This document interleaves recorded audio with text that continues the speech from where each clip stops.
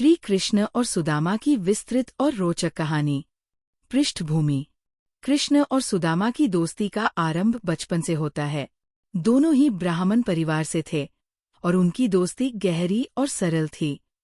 जहाँ कृष्ण अपने लीलाओं के कारण प्रसिद्ध हुए, वहीं सुदामा साधारण जीवन जीते हुए ब्राह्मण धर्म के प्रति समर्पित रहे। समय के साथ कृष्ण द्वारका के राजा बन गए, जबकि सुदामा जीवन की कठिनाइयों से जूझते रहे। सुदामा की कठिनाई। सुदामा की संतानें थीं, लेकिन गरीबी ने उनके जीवन को कठिन बना दिया था।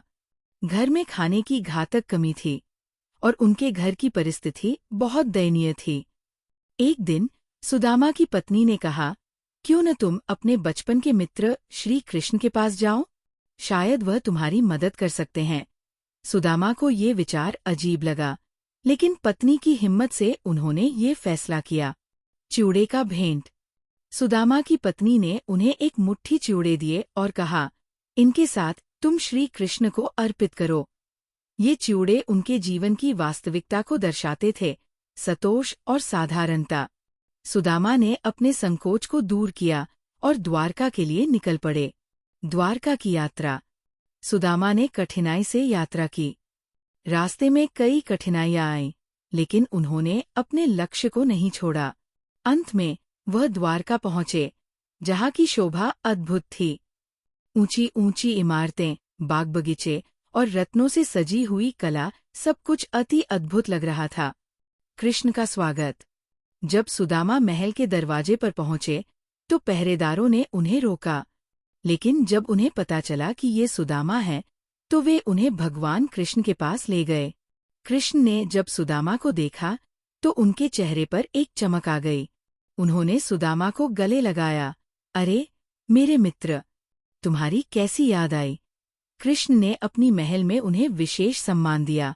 भेंट का अद्भुत अनुभव। कृष्ण ने जब सुदामा से चिवड़े लेने के लिए हाथ बढ़ाया, तो सुदामा ने थोड़ी झिझक की, लेकिन कृष्ण ने मुस्कुराते हुए कहा, मुझे ये चिवड़े चाहिए। ये तुम्हारे दिल में मेरे लिए प्रेम का प्रतीक है। जब कृष्ण ने उन चिवड़ों का स्वाद लिया, तो उनका चेहरा आनंद से चमक उठा। उन्होंने कहा, ये चिवड़े तो स्वर्ग के अमृत से भी मधुर है। सुदामा की शर्मिंदगी। सुदामा ने अपने दिल की बात कहने की हिम्मत नहीं जुटाई। उन्होंने कृष्ण के सम्मान और प्रेम को देखकर अपनी गरीबी के बारे में बताने की हिम्मत नहीं की। उन्हें ये लगा कि कृष्ण का राजसी जीवन देखकर वो खुद को छोटा महसूस कर रहे थे। ईश्वरीय कृपा। कृष्ण ने सुदामा की स्थिति को भांप लिया। आपसी बातें करने के बाद कृष्ण ने सुदामा से कहा, तुम्हारी भक्ति और मित्रता का मूल्य अनमोल है। मैं तुम्हें कभी भूला नहीं हूँ। फिर अपने ईश्वरीय शक्तियों के माध्यम से कृष्ण ने सुदामा को धन संपत्ति और समृद्धि से भर दिया। घर की वापसी।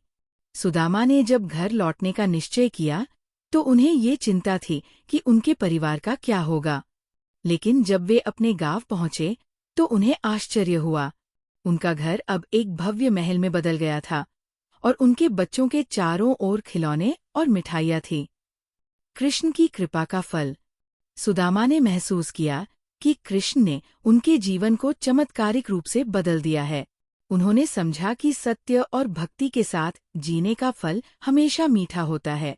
इस अनुभव ने सुदामा की मनोवृत्ति को बदल दिया और उन्होंने भक्ति और प्रेम की दिशा में और ज्यादा तत्परता दिखाई। कहानी के अंत में सीखें। 1.